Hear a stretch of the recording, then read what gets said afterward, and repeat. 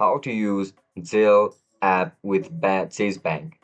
Are you guys facing issues to use Zelle app with Chase Bank? If that's so, then this video might help you out. Without further ado, let's dive into the video. To use Zelle with the Chase Bank, start by logging into your Chase mobile app for the Chase website. Once logged in, go to Send Money with Zelle section, usually visible on the main dashboard or under Pay and Transfer.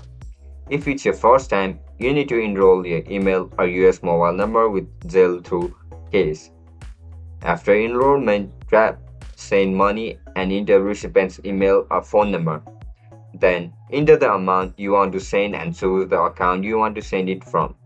Review all the details carefully, then tap Send to complete the transactions. For receiving money, if someone sends to fund or enroll email or phone number, the mobile phone number will automatically be deposited into a Chase account.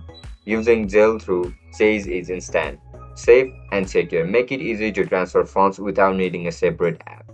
And that's it, guys. That's how we're going to use Zelle with Chase Bank. If you guys found this video helpful, don't forget to like, share, and subscribe to our channel. Bye bye.